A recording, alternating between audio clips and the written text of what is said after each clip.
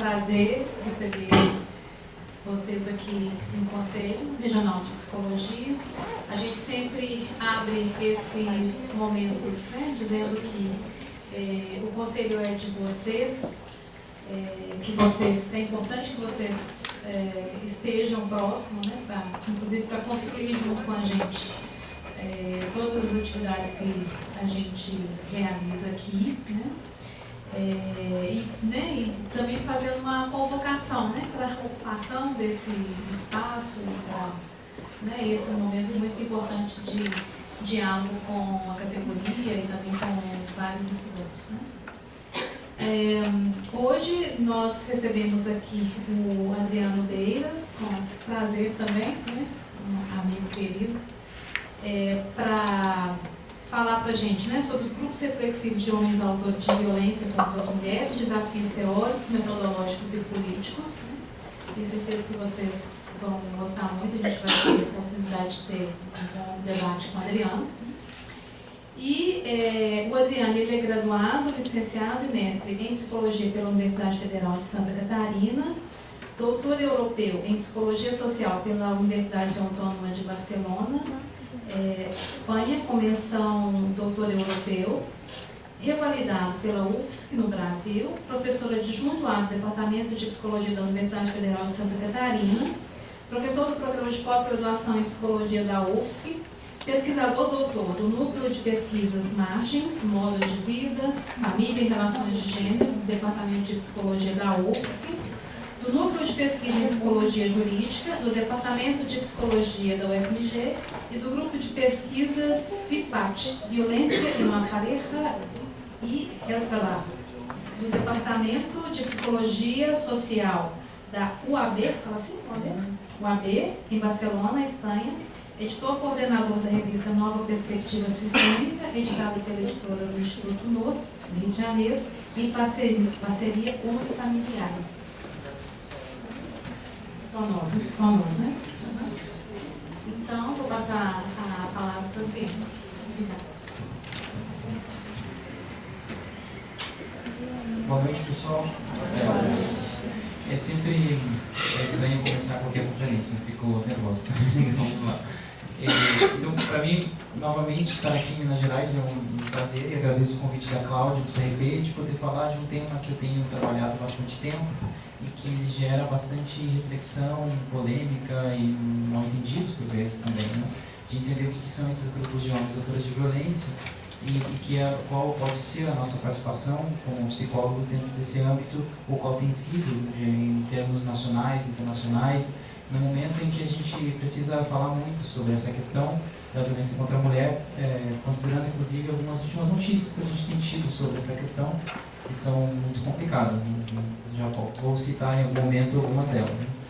E na realidade, esse tipo de trabalho ele exige uma certa formação profissional ou uma certa implicação subjetiva do próprio trabalhador que vai fazer a coordenação, né, do grupo, porque ele envolve questões reflexivas que mexem com a nossa própria concepção do que é a violência contra a mulher, do que é masculinidade, feminilidade, gênero, essas questões. Então, eu gosto de conversar, eu ia fazer um relato da minha experiência, eu estava conversando antes com a Cláudia, que o meu desejo é contar o que eu tenho feito em relação a isso. Eu acho que tem um PowerPoint ali para me orientar um pouco, mas eu acho que não é para ele ser o final em si desse diálogo, já que a gente tem um certo tempo.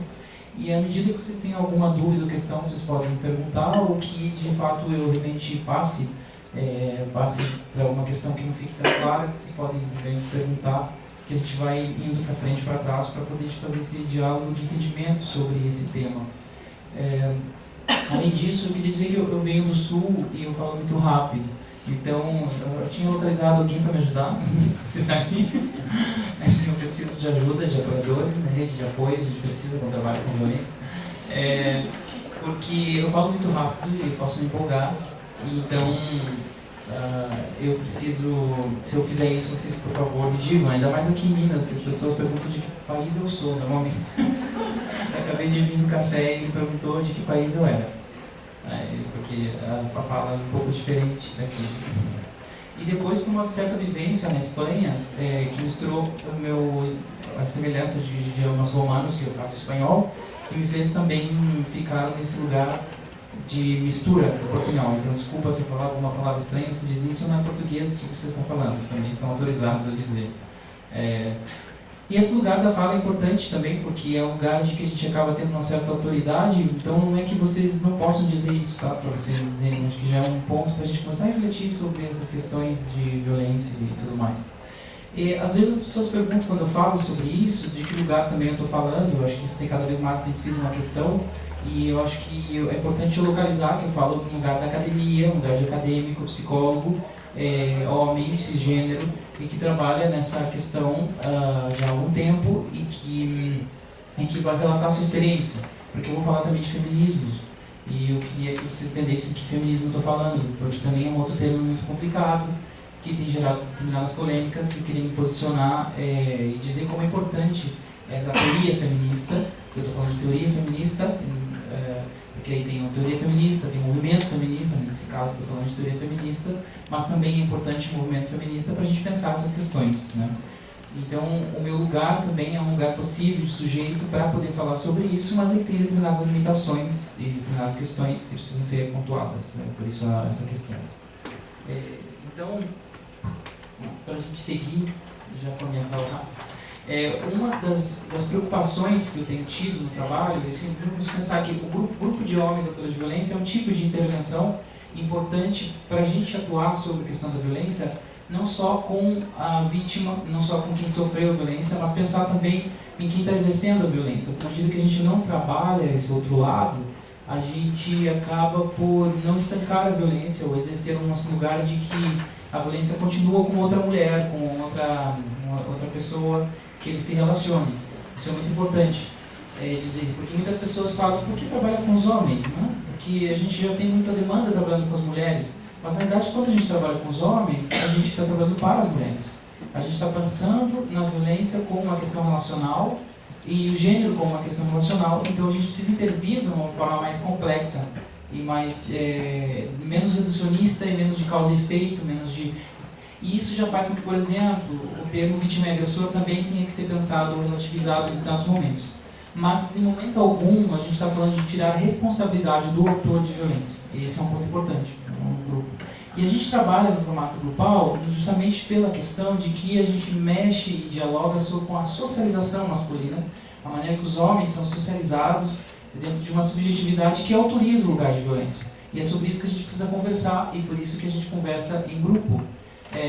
Não que não haja também atendimentos individuais, mas esse lugar de ver que o outro também tem uma questão similar e poder dialogar com outro homem que sofreu a mesma questão, né? No caso do bem bateu numa outra mulher, ou simplesmente poder socializar entre homens essas questões que muitas vezes não são faladas na socialização masculina.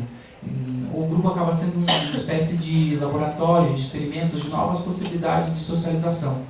E esses tipos de grupos, eles são indicados por algumas leis contra a violência de gênero internacionalmente, e são indicados também por algumas políticas, mas muito timidamente ainda, em vários locais. A própria Lei Maria da Penha vai indicar esse trabalho, e ainda são pouco conhecidos, embora já hajam normativas internacionais que falam sobre essas questões, que precisam ser conhecidas para a gente poder trabalhar e intervir. E vale lembrar que esse ano são 10 anos da Lei Maria da Penha.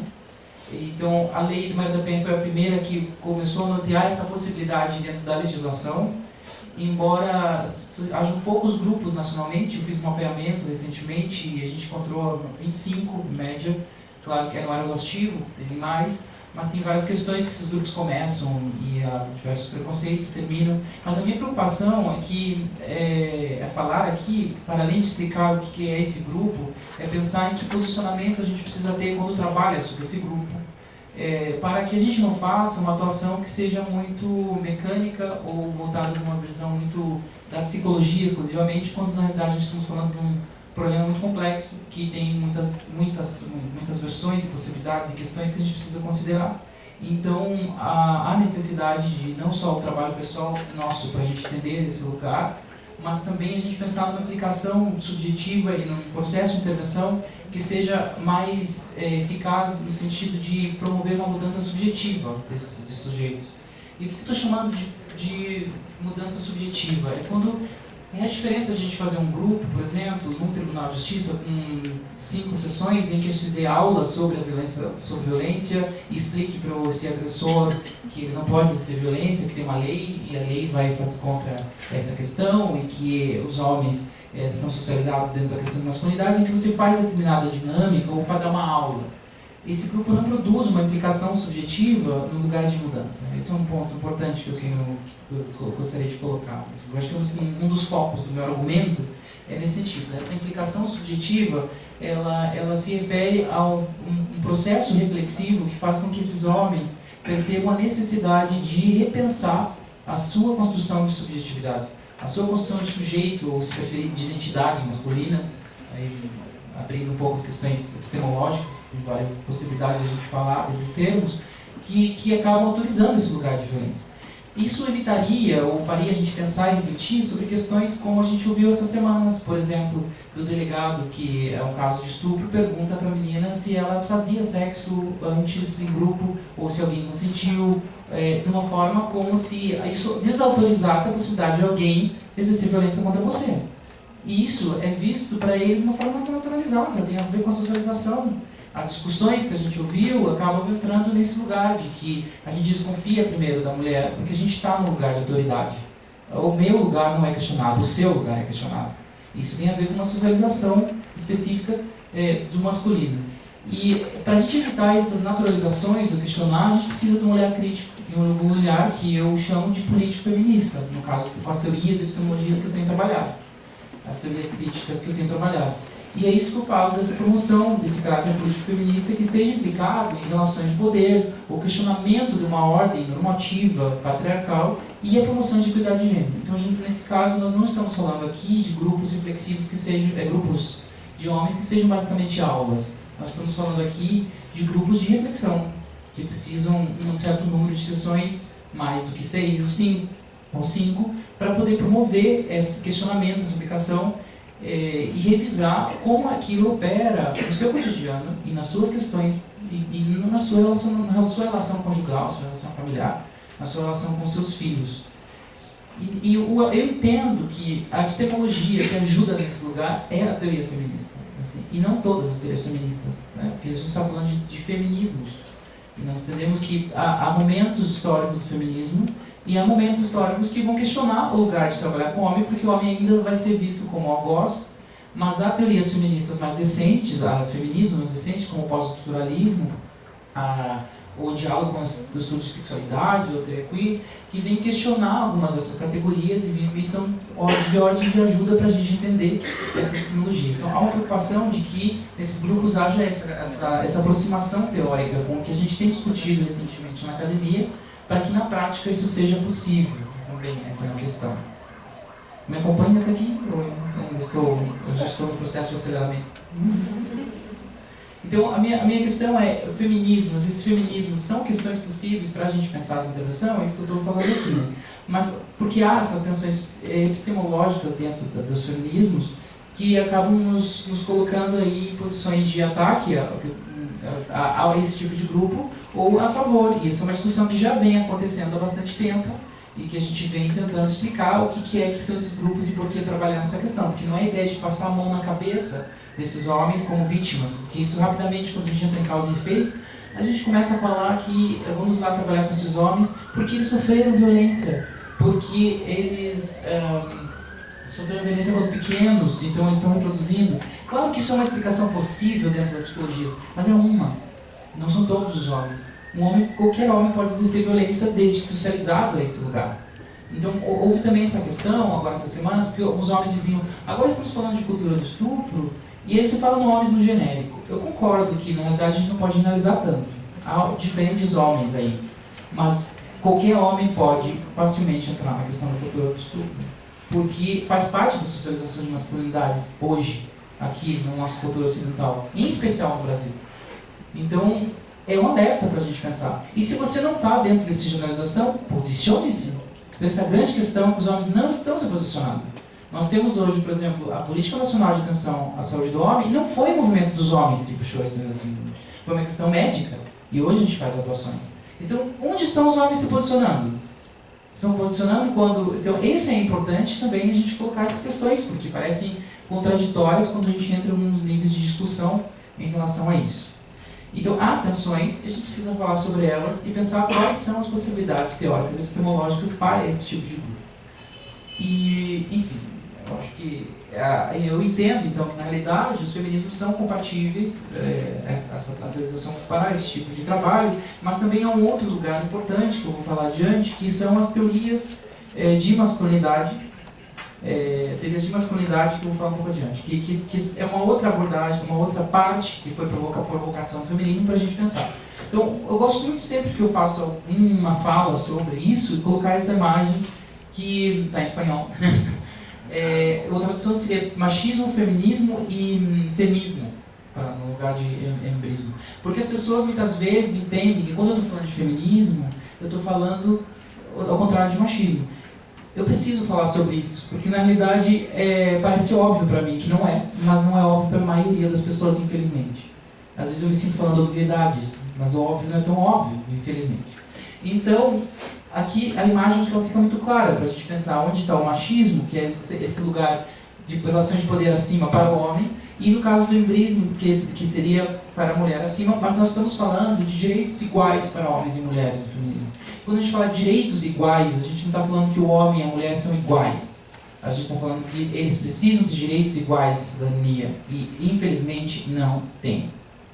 Assim, eu posso afirmar isso claramente, não tem. E para a gente perceber isso, porque isso já está naturalizado, a gente precisa refletir, a gente precisa convidar para reflexão. E essa questão do grupo de homens é uma oportunidade para a gente fazer esse tipo de reflexão. Mas essa reflexão não é só para os homens autores de violência, também é em especial para o profissional de psicologia. Porque nós temos diversas psicologias e nós temos boas psicologias fazendo exatamente o contrário. Então a gente precisa falar sobre isso, a gente precisa pensar qual psicologia a gente está trabalhando e qual que vai entrar nessas questões que referem-se a essa questão de transformação social e direitos humanos, assim, equidade de gênero. Assim, esse é um ponto importante para a gente pensar.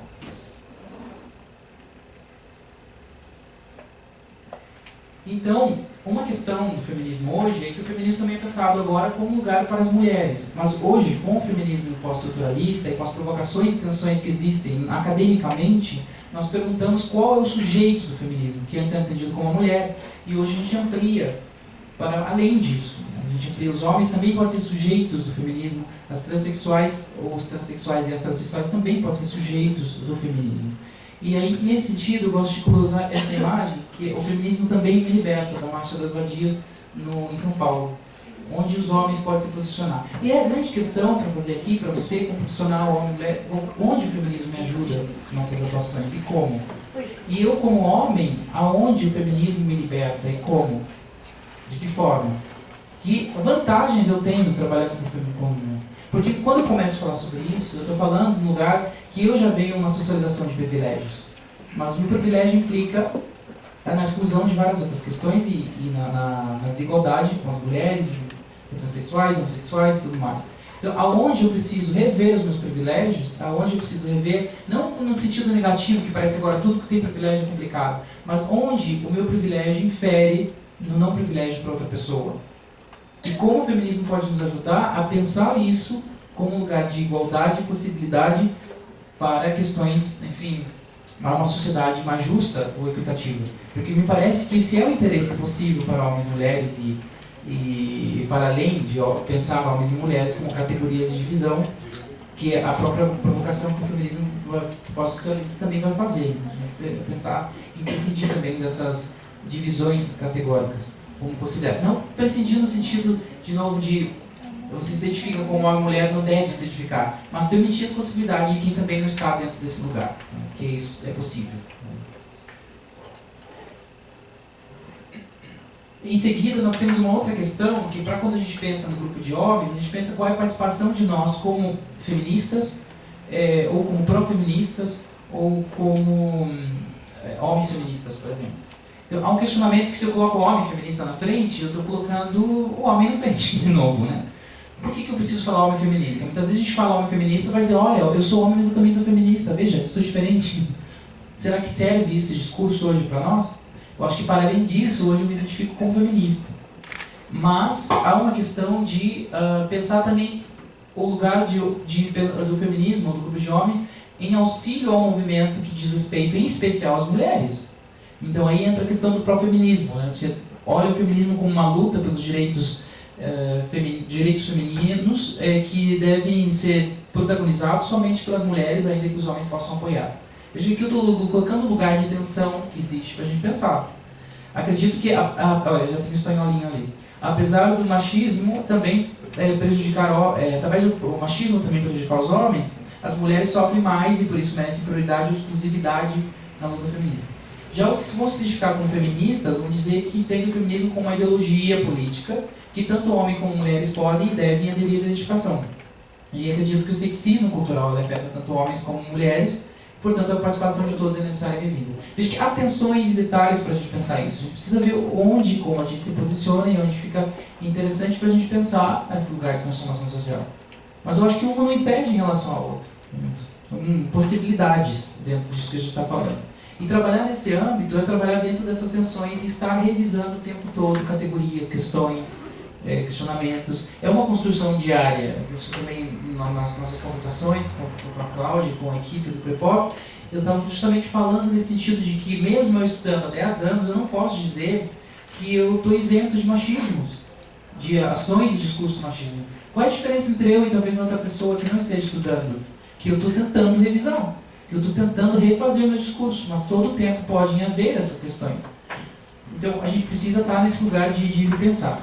Os estudos de masculinidade também são uma outra visão teórico-política importante para a gente pensar dentro do que são os grupos de homens, porque são estudos que vão justamente tentar entender como se constrói essas masculinidades na nossa sociedade, em termos culturais, em relações de poder, ou para além de pensar numa dinâmica social que hierarquiza o lugar do masculino como hegemônico.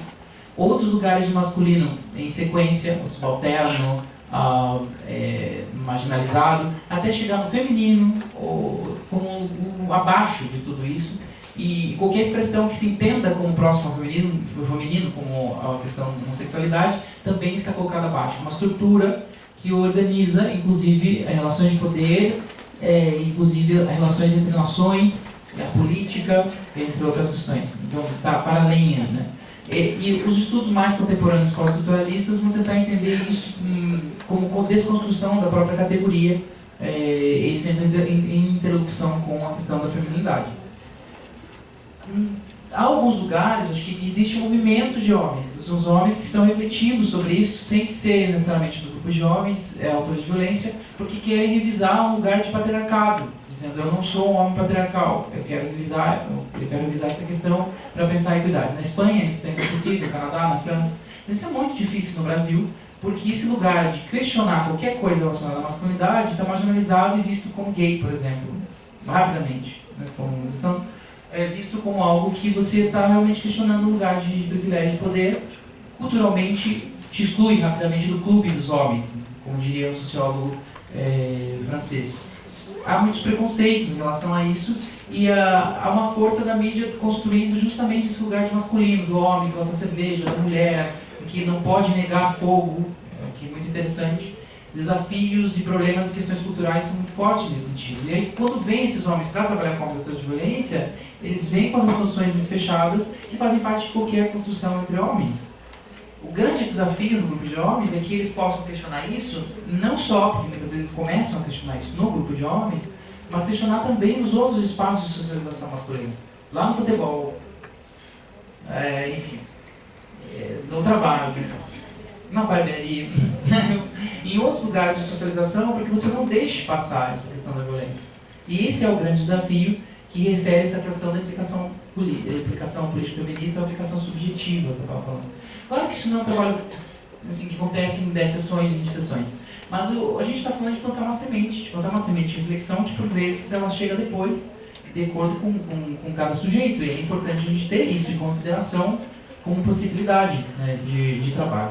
Então aqui eu tenho algumas imagens ilustrativas. Primeiro, é interessante como a construção de masculinidade ela muda no tempo, e aqui tinha, por exemplo, uma enciclopédia que dizia as características que eram pouco masculinas. Então, eu falava, por exemplo, do tipo de cabelo, do tipo de quadril. Então, há um lugar de classificação do que é o masculino e o feminino no tempo, e que a gente segue classificando, infelizmente, e que diz que há um lugar hegemônico de masculino, ideal, tradicional, branco, europeu, heterossexual, que a gente tenta seguir.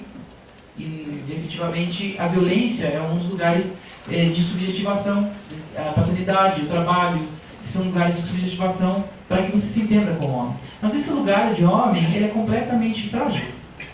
Qualquer coisa que você faça fora desse lugar, você é rapidamente tirado desse clube de homens. Então, eu posso ser muito masculino, jogar futebol, mas eu beijei um homem, acabou a minha masculinidade, né? Eu fiz alguma coisa que eu perdi meu trabalho. Homens de Portugal, por exemplo, na Grécia, com a crise europeia, eles estavam se suicidando porque eles estavam há muito tempo com seguro-desemprego, não conseguiam sustentar a família e perdiam identidade, perdiam razão de lugar, de existência, porque isso era muito forte para essa construção de masculinidade. Uma colega que fez um mestrado sobre homens que não trabalhavam, estavam desempregados, não conseguia encontrar esses homens, não querem falar sobre isso. Então, essa dificuldade gera um dado importante para a gente pensar. E isso gera violência, porque na medida em que eu tento me impor nesse lugar de masculino, eu posso exercer a violência, exacerbar um outro fator que ajude no meu lugar de masculino, e isso faça com que eu bata na minha mulher, por exemplo. Aqui eu coloco alguns homens diferentes para pensar a questão cultural de diferença de masculinidade e a variação entre lugares. Por exemplo, como a gente acaba hierarquizando a diferença de como um índio é menos varonil do que um homem, como o índio lá atrás, lembra dele? O Putin. Eu coloquei algumas pessoas da mídia para a gente pensar, né? Como isso acaba sendo muito forte o tempo todo. Então, o lugar onde alguém que trabalha com atos de violência precisa ser um lugar em que, no meu dia a dia, eu já comece a estranhar algumas coisas e não naturalizar. Então, como poder estranhar alguns desses lugares e pensar na modalidade de masculinidades? Uma masculinidade diferente que acaba sendo bem contemporânea, por exemplo, é do rapaz do Facebook. Esqueci o nome dele. Mark. O Mark.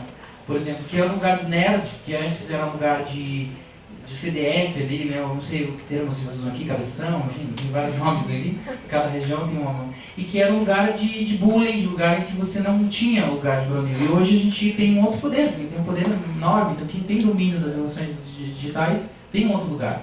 Então, para a gente pensar como isso muda regionalmente, muda com o tempo, muda na localização. O presidente da Bolívia, por exemplo, ele tem um lugar de posição de poder e masculinidade aqui, mas perante um lugar como Estados Unidos e Europa, ele já perde esse espaço. O exercício da violência, como no X-Men, ou aquele outro do... Como me chama ele? Esse daqui é o... Enfim, tem um seriado, esqueci o nome do seriado. Enfim, pela ideia da questão romana.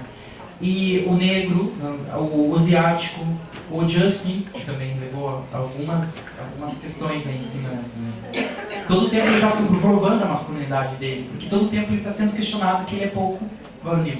Então, o tempo todo, e aí o que ele faz? Ele toma comportamentos muito complicados, tipo, beber muito, sair com várias mulheres ao mesmo tempo, sair com o carro, ser preso, várias questões que fazem com que ele seja mais masculino, digamos assim. Então tem dois aqui. Então, por que estudar masculinidade dentro desse grupo?